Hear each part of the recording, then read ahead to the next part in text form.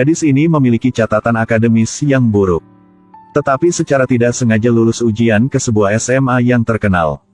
Dia berjalan ke SMA yang terkenal dengan tegang dan harapan. Ketika dia menatap daftar-daftar kelas, dia secara tidak sengaja menabrak seorang remaja. Lalu mendengarnya mengejek namanya. "Lihatlah. Namaku Du Huai. Orang di atasku bernama Chiang Chiang. Kalau nama-nama kami berdua digabungkan akan berarti tidak enak dalam hati. Namamu Du Huai. Kamu kenal aku, kan? Ini mungkin nasib di antara kita, kan? Lebih kebetulan." Ketika dia selesai mendaftarkan kelas, dia menemukan bahwa mereka berada di kelas yang sama. Memang benar bahwa jika Anda membenci seseorang, Anda akan dengan mudah bertemu dengannya secara tidak sengaja. Ketika memperkenalkan diri, semua orang dalam kelas diskusi bahwa pencapaian Du Huai berdiri di peringkat pertama kelas. Dan pencapaian Chiang Chiang berada di peringkat akhir kelas. Menurut akal sehat, dia benar-benar ingin dekat dengan orang yang memiliki pencapaian terbaik di kelas. Tetapi sekarang dia berharap ini akan menjadi yang terakhir kalinya mereka berdua duduk di meja yang sama. Saat dia sampai di rumah, dia menemukan bahwa tas sekolah itu bukan dia. Sekarang, dia ingat bahwa kemarin dia telah mengambil salah tas sekolah Du Huai. Dapat menggunakan seragam militer ini seperti gaun. Hari berikutnya dia mengenakan seragam militer yang panjang seperti gaun dan berlari ke tempat pelatihan militer. Tapi Du Huai juga mengenakan pakaiannya, dia mengenakan celananya seperti celana pendek. Bahkan tidak hati-hati merobek lengan baju. Sejujurnya, kualitas pakaian ini terlalu buruk. Malam itu dia melihat Du Huai sedang membakar makanan. Dia sudah membencinya sebelumnya. Sangat sulit baginya untuk menemukan kelemahannya. Saat ini, Chiang Chiang mengatakan bahwa dia ingin memberitahu guru hal itu. Namun, siapa yang bisa menahan diri di hadapan makanan-makanan lezat?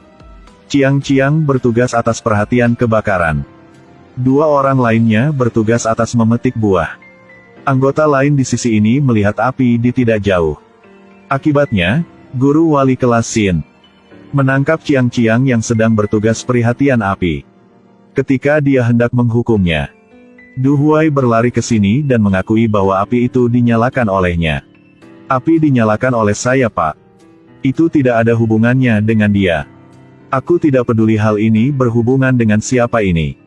Tapi Chiang Chiang masih dihukum. Begitu saja, keduanya mendapat hukuman. Meskipun dihukum, hubungan mereka bahkan lebih dekat dari sebelumnya. Besok adalah hari ujian akhir semester. Begitu Chiang Chiang mendengar itu, kepalanya sakit. Dia tidak belajar dengan baik. Jadi dia sangat khawatir. Du Huai berkata bahwa dia ingin membantunya. Menjadi teman semejanya. Menunggu sampai ujian selesai, tempat duduk diatur. Chiang Chiang menemukan bahwa tempat duduk diatur berdasarkan peringkat akademis. Du Huai duduk di meja pertama. Dan Chiang Chiang duduk di belakang kelas. Hari ini, ketika di kelas matematika, sang guru memanggil siswa untuk menjawab. Tidak tahu apakah ada sistem pada guru atau tidak. Tetapi siapa yang dia pilih akan tidak bisa menjawab jawabannya. Jawabannya tidak ada di buku. "Guru, saya tidak tahu bagaimana menyelesaikan latihan ini." Berikutnya adalah teman di sebelahnya. Hal yang paling disayangkan adalah bahwa orang yang duduk di sebelahnya dapat menjawab pertanyaan.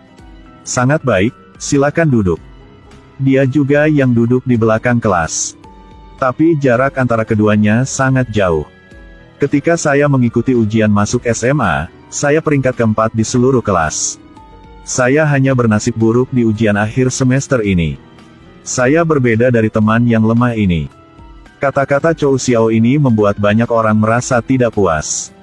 Bahkan memikirkannya dengan kaki pun tahu bahwa dia akan dipukuli oleh semua orang. Xiao Doansu tahu sedikit seni bela diri. Du Huai cukup berani. Dia memimpin memberitahu guru bahwa aturan di mana mengatur tempat duduk berdasarkan pencapaian akademik adalah tidak sesuai. Bos sekolah dan guru memulai perang pengetahuan untuk bisa duduk satu meja dengan Chiang Chiang. Du Huai menuliskan di papan jawaban pertanyaan di tes tingkat lanjut. Du Huai terlalu keren sekarang. Dengan begitu, dia telah memenuhi janjinya sebelumnya. Hei, teman. Chiang, kita udah mengatakannya. Apakah kamu setuju? Ini adalah meja di dekat bagian belakang kelas. Aku setuju. Hari pertama sekolah. Gadis ini membangunkan pria ini yang tertidur. Meskipun itu hanya takdir yang singkat. Pria itu juga mengingatnya dengan baik. Hari ini, seseorang yang membawa meja masuk ke kelas mereka. Duduk tepat di belakang Chiang. Chiang langsung mengenalinya. Dia adalah pria di ruang ganti. Ternyata namanya Liao Minghai. Dia adalah remaja keluarga kaya yang nakal. Para guru di sekolah tidak berani mengaturnya. Siswa yang duduk di belakang kelas ini adalah yang paling nakal di kelas. Setiap hari di kelas, dia tidak bisa duduk diam. Hari ini Liao Mingha merampok kameranya. Karena itu, Chiang mengejarnya dan dia terus berlari. Liao Mingha berbohong bahwa dia tidak tahu cara memotret dan memintanya untuk mengajarinya. Sekarang, mungkin dia sudah menyukai gadis yang imut seperti malaikat ini. Liao Mingha mengajaknya berfoto untuk bersantai. Sepertinya dia lupa dia bolos sekolah. Sebenarnya, Chiang merasa sangat sedih. Ayahnya akan menikah lagi. Dan ibu tirinya akan pulang untuk tinggal bersama mereka. Hal-hal ini menyusahkan bagi seorang gadis yang baru saja masuk SMA seperti dia. Ini baginya seperti sebuah tekanan yang lain. Di malam hari, dia pergi makan malam bersama keluarga dan ibu tirinya. Malam ini adalah hari pernikahan ayahnya. Saat ini ayahnya meminta untuk berfoto. Dia ingat saat berfoto dengan Liao Mingha. Kameranya kehabisan film. Lalu ketika dia baru saja keluar, dia langsung bertemu Liao Minghai yang datang untuk memberinya tas. Apakah kamu kembali ke sekolah untuk mengambil tasku? Terima kasih padamu hari ini. Kamu pulang ya. Apakah ayahmu akan menikah hari ini? Liao Minghai tahu bahwa suasana hatinya sedang tidak nyaman hari ini. Karena ayahnya menikah lagi. Tapi Liao Minghao berkemampuan menghiburnya. Tidak apa-apa, aku pernah menghadiri 3 pernikahan ayahku.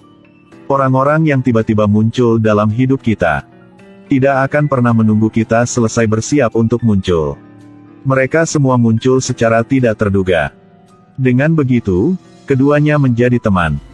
Malam itu, ketika dia membuka tasnya, itu penuh dengan film kamera. Hari berikutnya, guru wali kelas Xian memanggil mereka berdua ke kantor. Mereka mengira itu karena bolos. Tanpa diduga, sekelompok siswa Jepang akan mengunjungi sekolahnya. Karena Liao Mingha tahu bahasa Jepang, dia akan bertugas menerjemahkan. Dan Chiang yang tahu memotret akan bertugas mengambil foto-foto. Setelah kembali ke kelas, Du Huai mendengar bahwa Chiang sedang bersiap untuk bergabung dengan Liao Mingha yang bertanggung jawab atas kelompok mahasiswa dari Jepang. Jadi dia tidak bisa menontonnya bermain basket. Aduh, sayang sekali, Chiang tidak bisa menyaksikan ketampanannya. Du Huai langsung merasa bosan. Saat mengambil gambar, Chiang memikirkan hal lain. Dia sedang mengambil gambar. Tetapi jiwa terbang ke lapangan basket. Jadi dia pura-pura sakit perut dan pergi toilet. Luangkan waktu ini ke pertandingan bola basket untuk membawakan air Du Huai. Ketika dia tiba, dia melihat siswa perempuan lain memberinya air. Pada siang hari, Du Huai berkata bahwa dia berharap Chiang bisa datang dan menontonnya bermain. Tetapi para siswa Jepang belum pergi. Dan permainan bola basket sudah dimulai. Dia mengabaikan keberatan wali kelas. Dan langsung berlari ke lapangan basket untuk mencari Du Huai. Namun, air yang dia siapkan untuk Du Huai sudah diminum oleh Liao Mingha. Melihat Du Huai baru saja selesai bermain, dikelilingi oleh gadis-gadis yang lainnya, memberinya air minum, membantunya menyeka keringat. Chiang merasa cemburu. Kemudian, dia pergi dengan Liao Minghai. Pada saat yang sama, Du Huai juga melihat mereka berdua pergi bersama.